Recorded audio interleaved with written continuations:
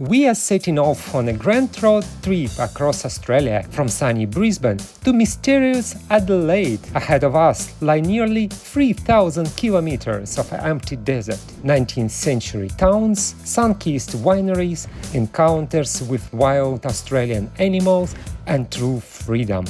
This isn't just a road, it's a journey through fantastic places where every turn reveals the real soul of Australia. Join us. It's going to be incredible.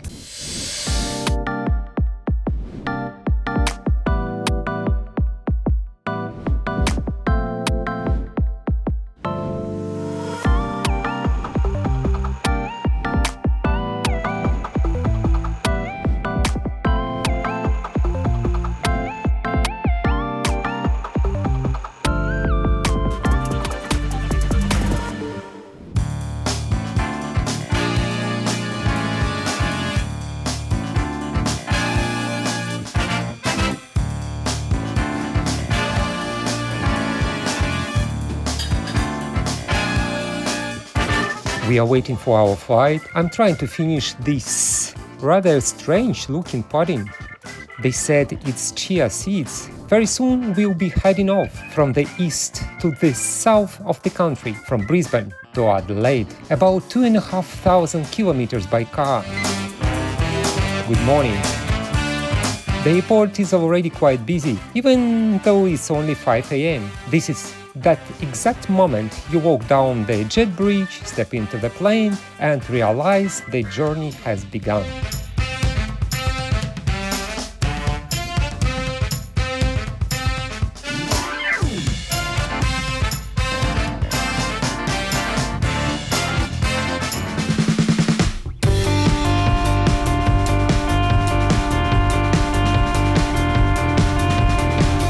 We have landed in Brisbane.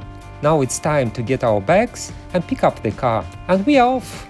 Today's journey, by the way, 10 days on the road, more than 2,500 kilometers.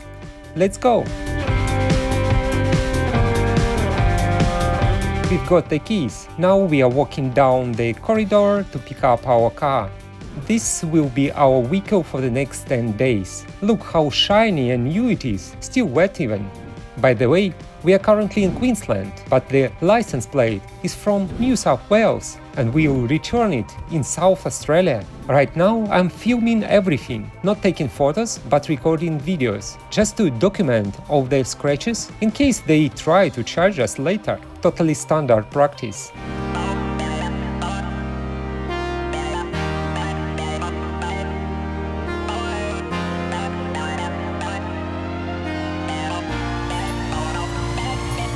The weather changes so fast here. 1 minute it's sunny, the next it's raining.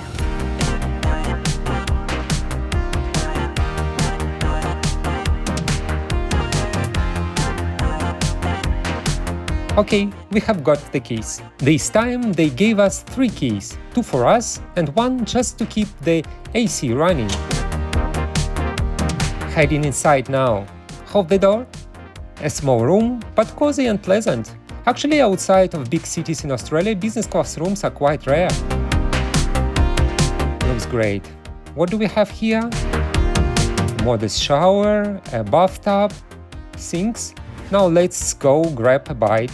It's not a local Aussie place, more of a European-style spot where they make pasta right in front of you. No waiters, you line up with a tray and the chef prepares exactly what you want.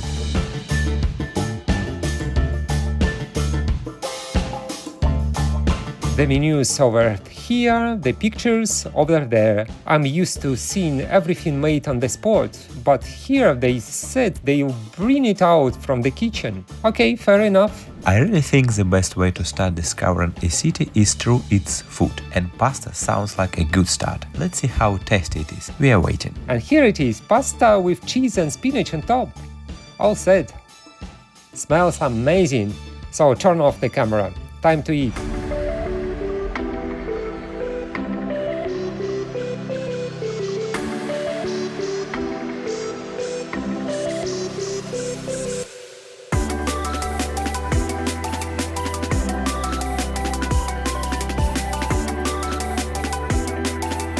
The weather is whispering, rainy but lovely. No, it's way too early right now. And don't show what I'm lying on. Don't show it. We have to see what he's lying on. Show us. Okay, when the bed's too soft, you can grab a mat with spikes like this, and it works just fine. We are in the town of Toowoomba right now, and once again the streets are empty, no one around, even though it's the second most populated inland city in Australia. As you might know, almost all major Australian cities are on the coast: Perth, Adelaide, Melbourne, Sydney, Brisbane, Cairns, Darwin. But among inland towns, after the capital Canberra, Toowoomba ranks second. Still, you barely see anyone here. Toowoomba is actually famous for its festivals. Huge competitions, fairs, and events are held here. But walking through the city, you wouldn't guess it. It feels nearly deserted. Still, interesting things happen here all the time. Toowoomba is very green. It hosts Australia's largest annual flower festival. The name of the town likely comes from an Aboriginal word that either means wilderness or plenty of water. And indeed, there is no shortage of water here. It rains often.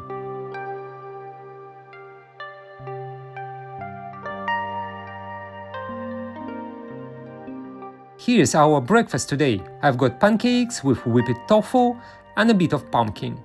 And yours? Greens, avocado, and something else on top. Just look at how beautiful a breakfast can be served. Tasty and healthy. How does it smell? Okay, turn the camera off. Time to eat.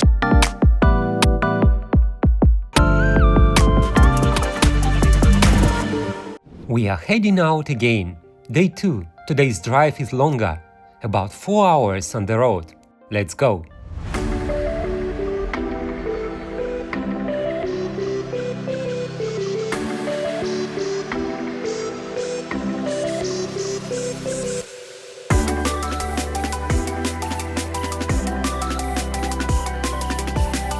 At the market here, they are selling honey, vegetables, and as always, there is a line of the freshest produce. It's strange, it's still early morning and people are already queuing. There is an unwritten rule: the best vegetables and tastiest bread are gone within the first 15 minutes. I keep wondering, why not just bake more?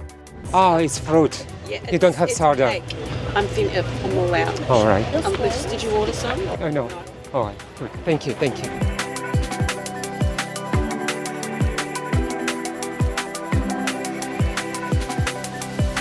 Behind me is the largest carriage museum, full of old, beautiful, massive carriages from the time when Europeans first arrived in Australia. Of course, indigenous people lived here long before that.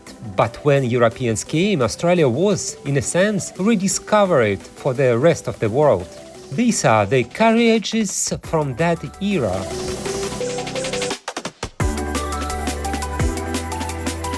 Admission is $12.50. Hello, how are you? Yeah, it is two of us. Yes, please.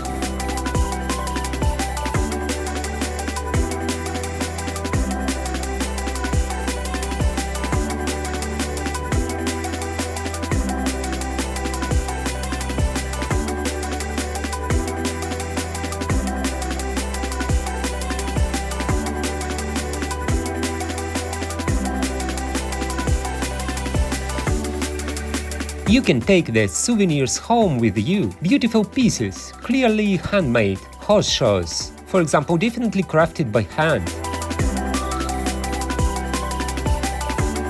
The price, by the way, $400. We stopped by the roadside for some raspberries. Just a short break to refuel and snack. We are back on the road soon. About an hour and a half to go. It's a long drive today, but an easy one. These raspberries, just like grandma's back in the village. Absolutely perfect. The best I've ever had.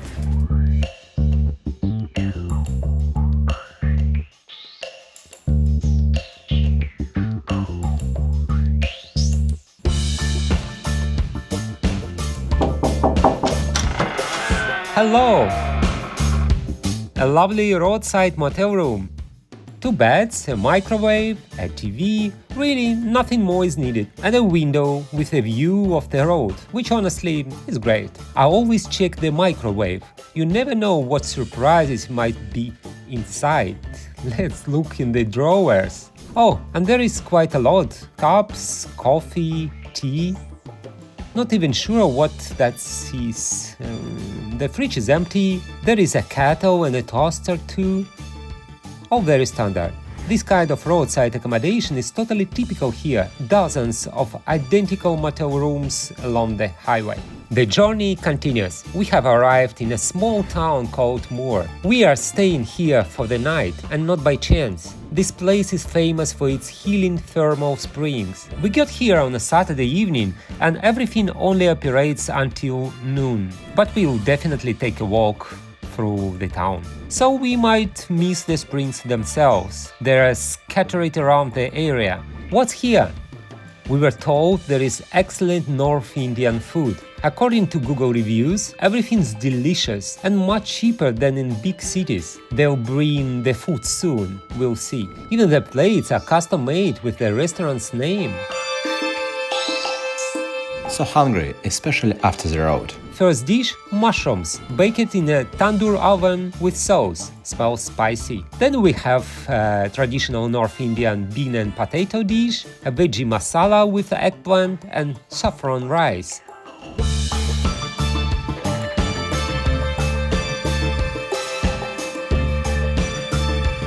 Treating the bed and linens is essential. A few drops of aromatics to make sure everything's clean and fresh after past guests. Especially take care with the pillows. Tonight I decided to try some local snacks. These are veggie chips. I've already had a few and honestly they taste like dumplings. Imagine cold, sticky dumplings? That exact flavor. Now I'm trying something new. The packaging has cucumbers on it. These are cucumber and dill chips.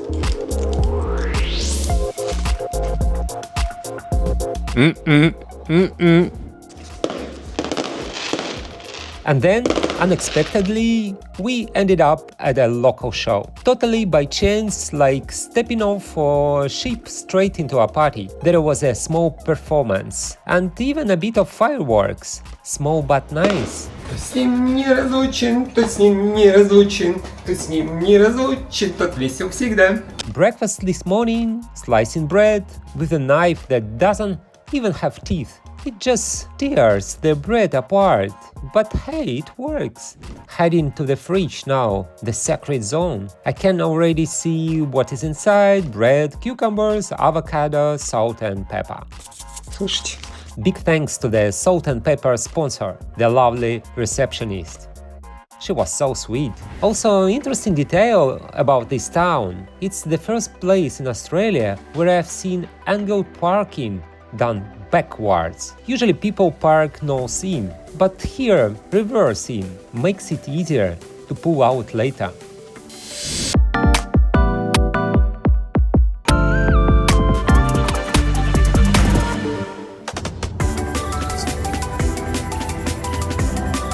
Today's road 4 hours, about 400 kilometers.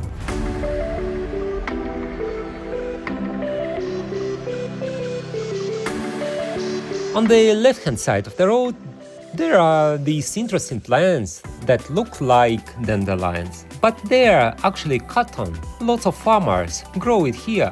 The climate is perfect. You can even take a guided tour if arranged in advance. It's Sunday today, so everything's closed. But we can still enjoy the cotton fields from the window. We are in the town of Narrabri, population just over 5,000. It's the cotton capital of the region. Most t-shirts labeled made in Australia likely come from cotton grown right here. We are passing cotton fields. It's very beautiful and scenic here.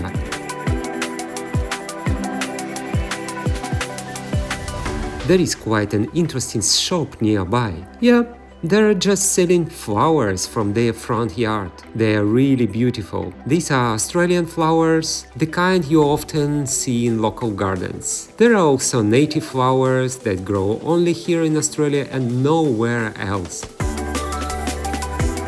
Recently, there was a holiday here called Anzac Day, a day of remembrance for veterans. Some houses are still decorated with flags. In the town center, you can see patriotic images, and the phrase, "Lest we forget," is displayed everywhere as a reminder not to forget. After the cotton fields, suddenly dense forest. We drove just 15-20 minutes and the whole landscape changed. You can see scorched trees, probably from controlled burns. They do this in advance to prevent massive wildfires. A patch of burned forest acts like a natural fire break. We have already seen a few grey kangaroos. Hopefully we'll spot more. And the roads here, they are fantastic.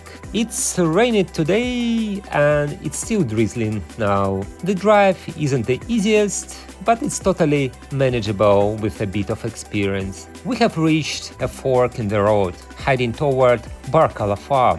That's where we are going now. They fire pottery there, make pizza. I think it's really interesting place. The sign says visitors this way. A puddle, another one, and we have arrived. So pizza. Vegan favorite. Is it any good? Vegan favorite. Yeah, it's really good in the middle. Just for one, yeah? I would say like 1 to 2 people. Okay.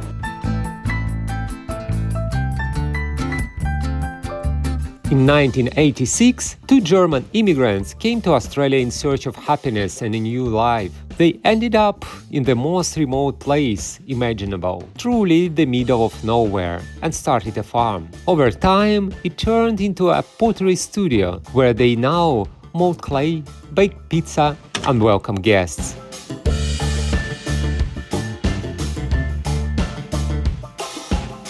The shop here, everything's handmade. A dragon, a bird. I think that's the blue wren, a local bird. When it runs, its little tail flicks back and forward. Hello, how are you? How are you? It's become the symbol of the place, obviously. The items are really beautiful. Plates, bowls, tableware, all crafted by hand. Detailed, careful work. And don't forget, labor in Australia is very expensive.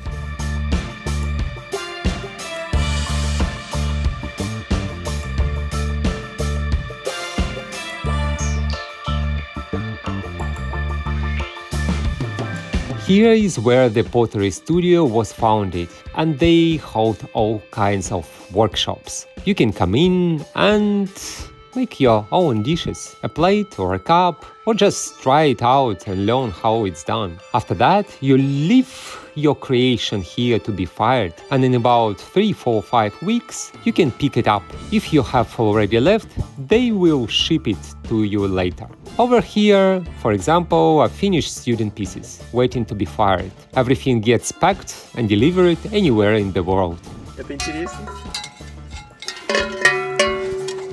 Inside, there are some really interesting things, like ornaments that look like Christmas baubles, but with candles inside.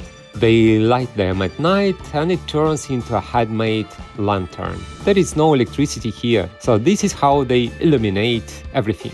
A very clever solution, smart, love it.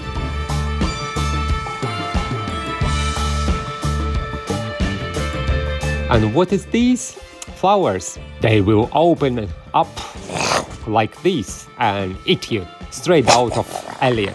Yeah, but seriously, I'm curious how the cactus grew like that. It goes down first and then suddenly shoots up. Well, you get the idea.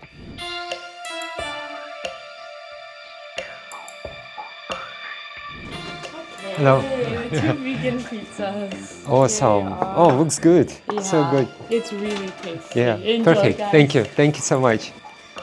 They brought us the pizza. Time to dig in. Honestly, I'm so hungry. Dropped everything. They gave me a takeaway box, more like build-it-yourself packaging. I am scooping pizza straight off the plate. By the way, the plates here are beautiful. Each one costs $160. Welcome to Coonabarabran. This is Australia's astronomy capital. Star lovers come here from all over the country and even the world. The night Sky here is crystal clear. Even the street names are star-themed, like Sirius Lane or Saturn Avenue. Love it. The trees are already in autumn colors. A reminder that it's fall in Australia, autumn, while it's spring in Europe and Asia. It's late April, the end of the southern autumn. Crystal Kingdom. The kingdom of crystals. Oh, of stones, really. The colors of the trees are absolutely mesmerizing. It's stunning here. And there is the sign, Crystal Kingdom.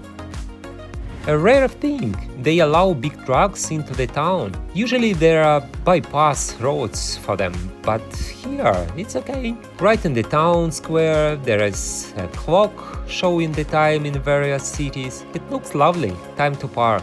Are you sleeping with the microphone? How often do you actually fall asleep with your gear? You woke me up. I had to turn on the mic just to record a quick video. Now I'm pretending to sleep without it, but I'm definitely still sleeping. I've been driving for 5 hours. I'm completely done. Good thing I remember how to do the banana pose. One leg over the other, arm over here and there. Oh, that's nice.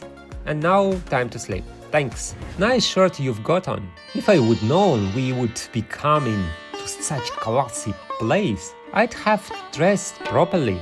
But hey, I just stepped out like this. The plates here are fancy too, gold trim and everything. In India, eating street food isn't always recommended. I mean, you can. I've seen people do it, but let's just say there are risks. In a cafe or restaurant though, totally fine. And it's awesome when locals cook. They can make something delicious for $1 or for 100. Anyway, it's tasty. The first thing they brought us was a traditional Indian starter called pakora. Vegetables deep fried in butter. Looks like they have been fried pretty hard. Maybe they misbehaved? They came with tomato sauce and a sweet tamarind dip. Trying it now, 1 second.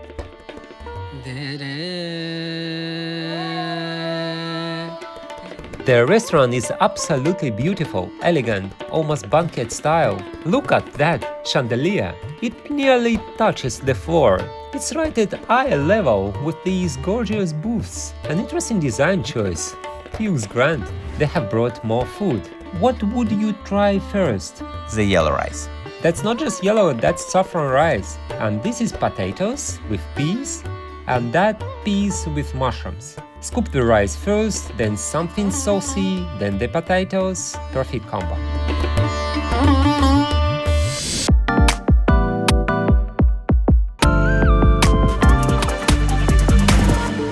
Funny thing, here's the coffee I mentioned. Place here open at 5:30 in the morning just to serve it. Right now, we are sitting here trying to decide where to go next. Maybe to a really fascinating museum that shows how people used to live in this region of Australia, or to one of the biggest zoos around. I'm not usually a zoo fan, but this one's supposed to be excellent. Lots of conservation and research work. We'll decide soon. But first, coffee. Let's refuel and see how gas stations in Australia compare to yours.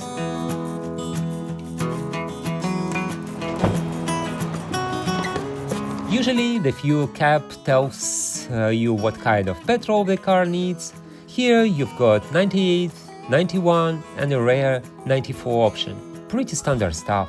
The fuel's flowing and so is the smell. 34 liters cost us 60 Australian dollars.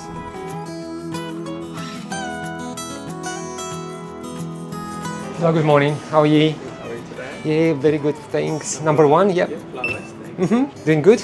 Yeah. How's morning? On the docket there. Docket. Oh, yes, please. Yeah. Thanks so much. Thank you. Have a good. Yeah. The receipt? Exactly $60. Onward. We are climbing uphill now, slowly, because there is a caravan ahead of us. In Australia, a caravan is basically a house on wheels. You live in it, sleep in it, stop at campgrounds. They usually have a shared kitchen, showers and bathrooms. The town of Gulgong in New South Wales is famous for its museum. founded all the way back in 1962. It offers a glimpse into the lives of very first settlers, true pioneers, romantics who moved into the middle of nowhere to build something from nothing. In Russia, you might say they were developing the virgin lands. Let's take a look at how they lived. This museum is considered one of the largest in regional Australia. Interestingly, the first settlers arrived here in the 1870s during the height of the local gold rush.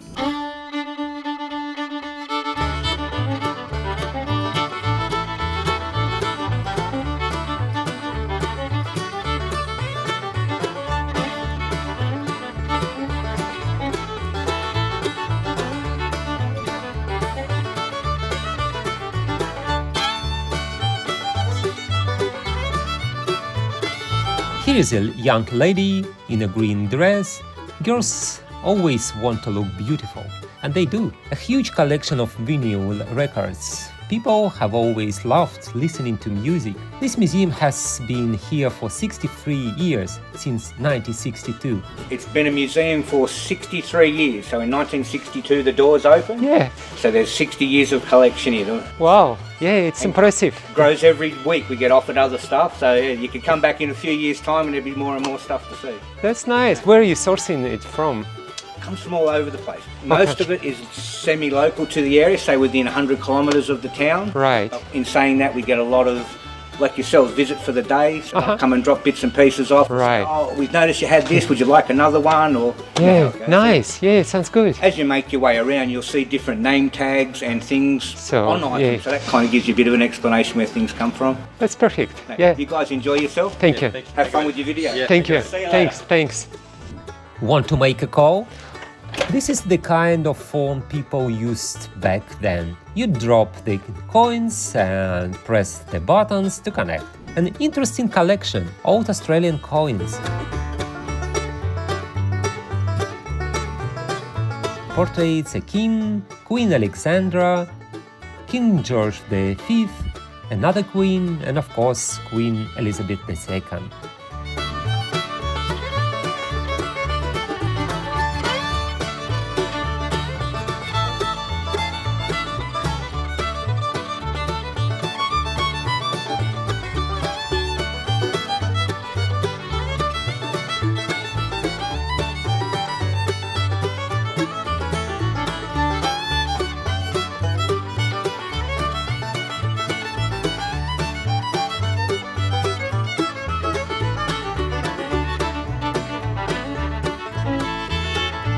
The museum's main exhibit features carriages, household items, traditions, and artwork from the gold rush era. It all goes back to 1870, when gold was discovered on Red Hill. Before that, this place was just empty land, a wilderness. But by 1872, just 2 years later, 20,000 people were living here. Even the cats moved in, right?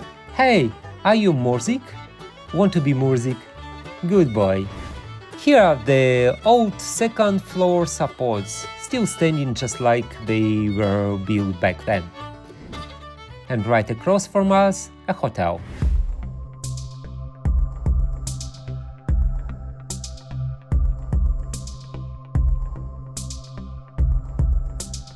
All the second floor supports, the so-called structural brackets, have also been preserved since the time the building was originally constructed. And right across from us is a hotel.